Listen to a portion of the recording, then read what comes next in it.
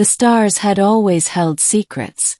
But what no one on Earth expected was that the most important secret would fall, quite literally, into their atmosphere, burning through the sky like a scar of fire and hope. Beginning. The fall from the heavens. In the summer of 2147, Earth was recovering. Decades after ecological collapse and near-global conflict, humanity had just begun to rebuild. Cities hummed with solar power and clean tech, and though society was fragile, it was hopeful. That fragile hope was interrupted one night when something entered Earth's atmosphere over the Pacific Ocean, visible across 5 continents. The object crash-landed in the dense forests of British Columbia, carving a miles-long trench into the wilderness. The governments of the world scrambled. Satellites captured blurry images, but no one could agree on what had fallen. Satellite. A weapon. Failed probe. But one group acted before any official forces arrived.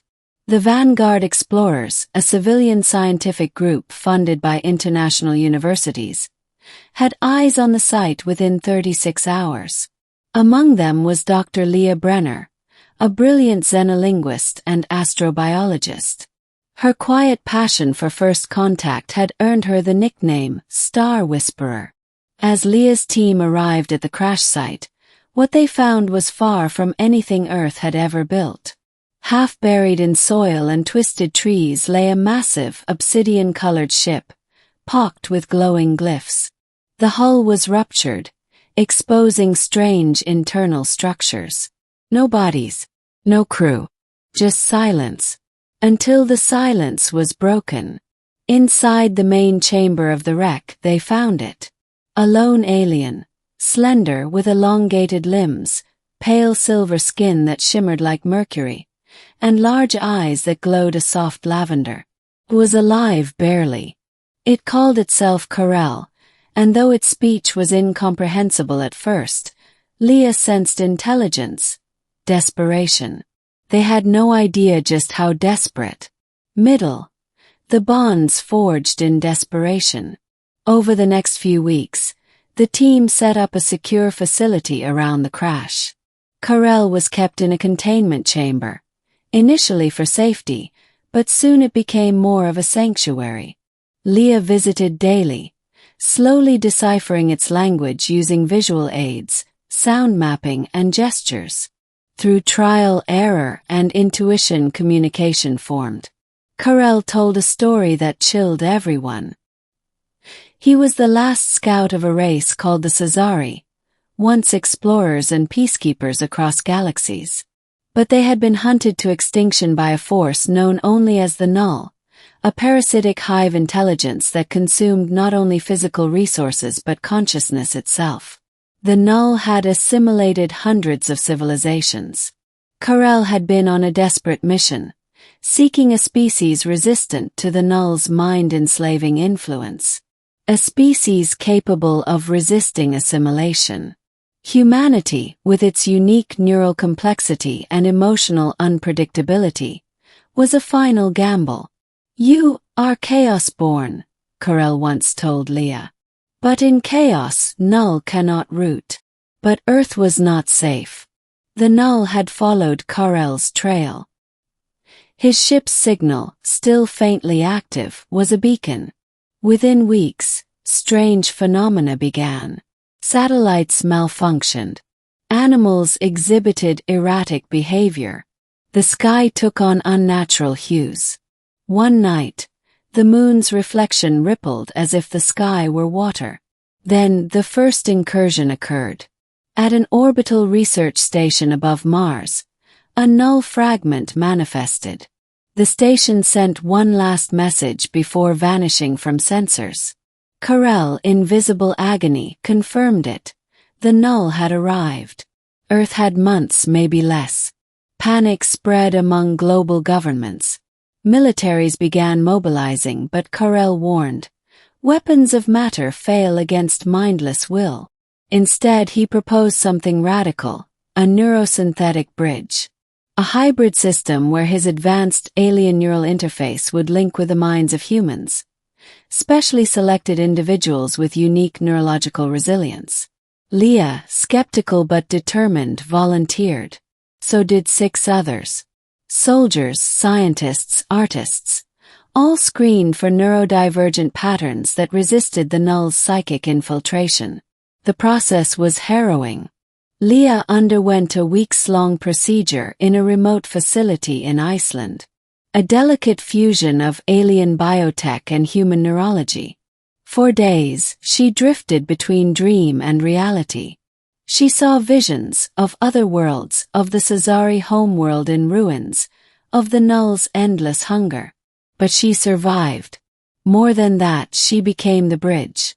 With Karel's consciousness partially linked to hers, Leah could interface with null transmissions, decode their patterns, predict their movements.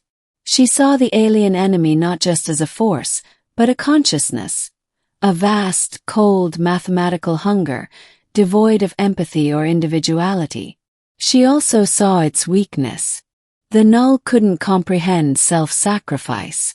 It couldn't model choices driven by irrational courage. Karel explained it like this. It consumes logic. But you, humans, you are illogical. You leap where no step exists. Null cannot compute faith. Climax. The last stand above the earth. 2 months later, the null armada arrived. It didn't come as ships, but as shifting clouds of dark matter, forming jagged spires and tendrils that reached from orbit to the earth below, infecting satellites, corrupting AI systems, and fracturing communication networks. Humanity prepared to fire nuclear payloads, but Leah and Karel stopped them. Instead, the human-Cesari hybrid team enacted the neural resistance protocol. Each connected through the bridge network, forming a mental defense grid around Earth's major cities. Powered by their emotional resonance, memories, art, love, rage, they pushed back the psychic tide. It wasn't enough. The null broke through over the Pacific Rim. Tokyo fell first, its consciousness overridden, citizens walking like ghosts. Then Lima. Then Cape Town. Leah made a final devastating choice. Using Karel's damaged ship, she would take the remaining neural linkers into orbit, toward the null's central node, which hovered like a black sun above the Earth. They launched at dawn. The ship barely held together, patched with human tech and alien alloy. As they approached the node, null tendrils lashed at them, bombarding their minds with unbearable images, of hopelessness, of futures without freedom, of inevitable decay. Karel guided Leah. Together, they initiated the pulse, a cascading emotional feedback loop drawn from human experiences too paradoxical for the null to parse. The memory of a mother holding her dead child and choosing to live anyway. A soldier throwing themselves on a grenade for their unit. A scientist laughing through failure. The pulse hit the null like a virus. Fractured. And then, the node imploded, taking the surrounding matter with it in a silent, beautiful collapse. The ship was caught in the blast. Leah blacked out. Ending. A new dawn for 2 worlds. She awoke on Earth weeks later, in a medical facility outside Vancouver. The neural implants had burned out. She would never bridge again. Of the 7 who launched, only Leah returned. Karel was gone. Or so she thought. One night, while watching the stars, a soft voice echoed in her mind. I am not gone, Bridge. I am within. Karel had imprinted a piece of himself within her during the final moments. His consciousness, though faint, now lived in symbiosis with hers. A joining of 2 species. Earth began to rebuild again, this time with a new unity.